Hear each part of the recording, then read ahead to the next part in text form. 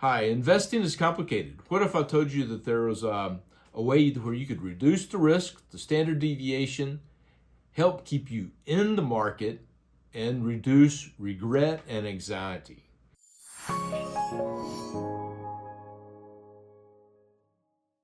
Well, there is a way, and today we're going to talk about it. And the topic is dollar cost averaging, also known as DCA, dollar cost averaging. And what it is, well, it's really simple. It's where you invest a small amount regularly over a period of time.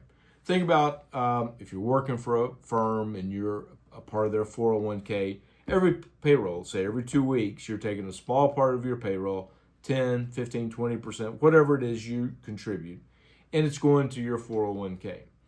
And then over a period of years, that means you've dollar cost averaged into the market. The market goes up and down and it's volatile and, it just moves around. So what you do is you put it on autopilot and just automatically invest a little bit every month, maybe twice a month if you get paid twice a month. And it's like clockwork.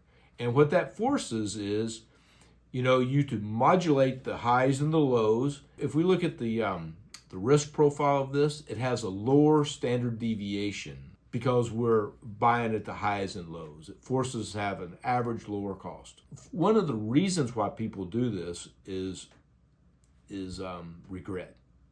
What if let's give an example. So you have your payroll, it's every 2 weeks. What if you get an annual bonus? Or maybe you sell a house, or it's a windfall, or it's an equity event. So then you get a choice. Should you invest in lump sum at that point, or should you do dollar cost averaging?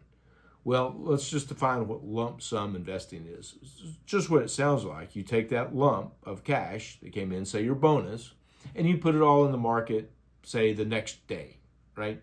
And then you've invested there. Now, mathematically, the expected return of lump sum investing is higher, but the standard deviation of dollar cost averaging is lower, which means it's over time it's less risky. What I do as a financial advisor with clients is we use both techniques. In some cases we use dollar cost averaging. In some cases we use lump sum investing. If you dollar cost average, it forces your cost to be a little bit lower, standard deviation to be lower. So there's uses for both. So when we have a client with a windfall, we'll discuss what the best option is in that case. A lot of times, if it's coming from a bonus or from an equity event, we'll dollar cost average in. If it's payroll or if this money was already in the market, say like at a 401k, in that case, we would do a lump sum. So it depends upon the person, the plans, but it really works for reducing the risk, standard deviation, keeps you in the market longer, and it reduces regret, dollar cost averaging. So there is some benefits to it. So if we're trying to maximize return, it's simple. You just always go lump, always 100% equities.